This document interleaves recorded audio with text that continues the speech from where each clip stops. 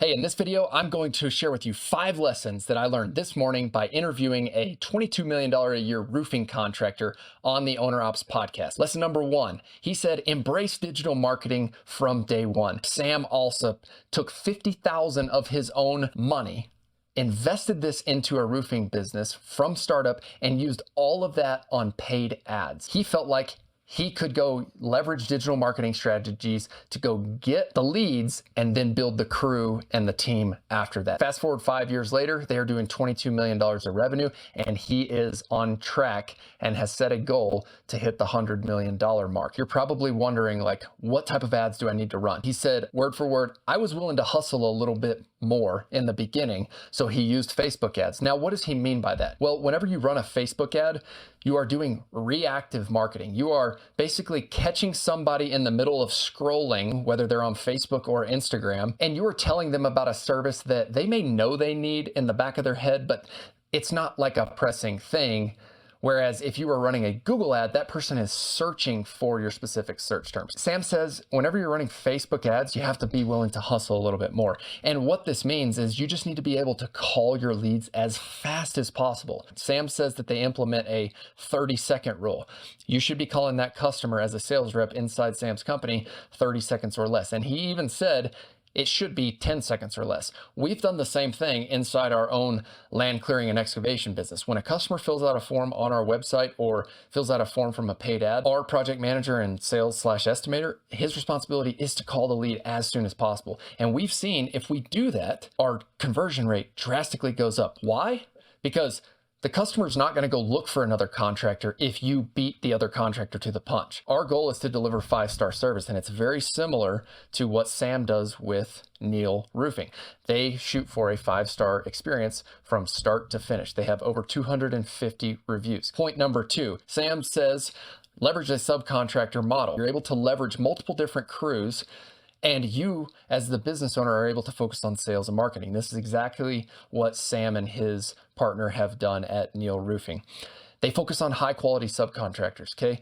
They don't pay for bottom dollar, and they actively manage their subcontractors to make sure that those crews are delivering the type of exceptional product that Neil wants to deliver. Number 3, you need to master your finances. This was a big takeaway that I took from Sam. And he said, we got to about 14 million before we ever really started thinking about this. He said they were just running 1,000,000 miles an hour so fast all the time. But he wishes if he could go back that he would tell himself to master your finances in the beginning. They did not have a CFO. Now they use a fractional CFO. They meet with him monthly. He provides all of these reports. Now, one thing that he mentioned is they shoot for 40% gross profit margin. So what does that actually mean? He said their average ticket price is 30 or 33. Well, we're going to use 10 because it's easier math.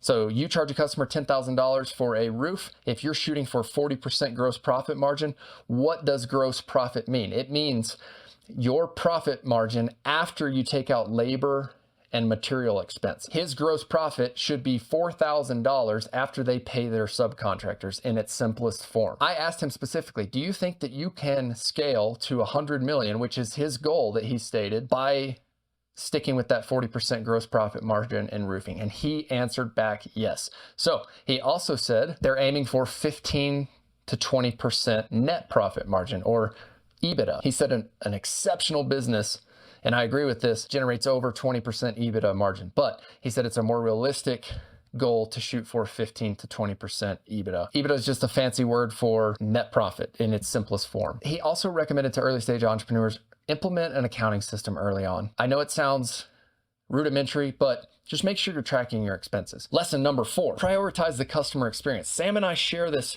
same philosophy on we want to deliver 5-star service for our customers every single time. Now, it's going to be inevitable. At some point, something is going to break, and somebody on your team, or even you, are going to drop the ball somewhere, and it's going to be a bad experience for the customer. But if you set the goal, and if you set the standard that the standard is 5 stars on every single job, then if you're getting anything less than a 5-star review, it gives you the opportunity to revisit what happened. Let's sit down with the team. Why did we get a 3-star review? Or why did we get a 1-star review?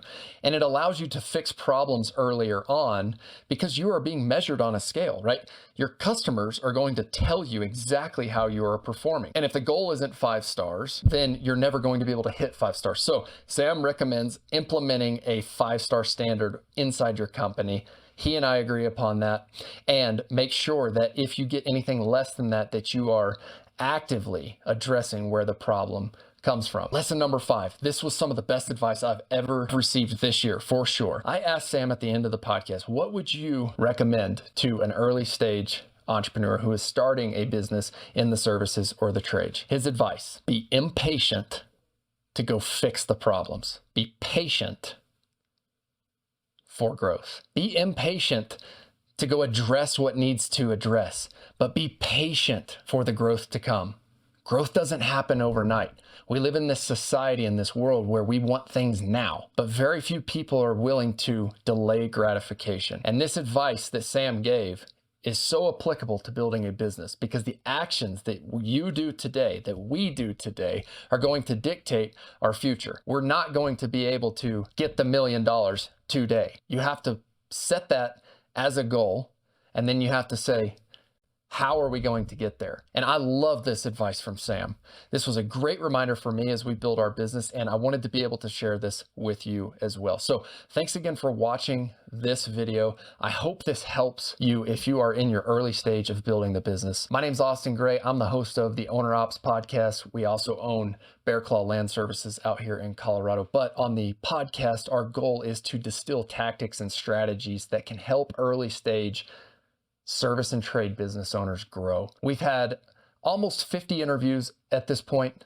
We've published almost 50 episodes. And so if you enjoy these types of videos or this type of content, go check out the podcast. We're on Apple and Spotify. If you're listening on YouTube, we would sure appreciate a like and subscribe to the channel. We publish weekly episodes, and I'm now revamping a content strategy to take learnings that I learned from the people who I interview and distill those into actionable steps like this. If you are a small business owner in the services or trades and you're looking to grow, you're struggling with something maybe like getting leads or getting more customers or figuring out how to delegate things that take up a ton of your time to a back office, we have a free School group online. School is a platform where it's kind of like a Facebook group, but it also has the ability to add a classroom feature. So we've recorded a ton of videos from our team teaching things about like how we thought about going to get our first customers, how we thought about hiring back office staff, like what we needed to delegate to back office, how to do estimates, like how to do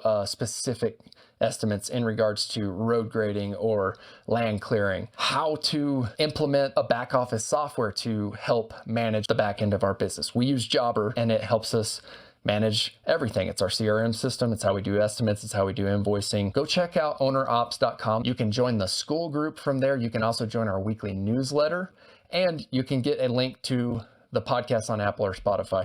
If you are listening to the podcast on Apple or Spotify, we would sure appreciate a 5-star review on those platforms. So thanks again for listening. My motto is work hard, do your best, never settle for less. Go out there and let's have a great week.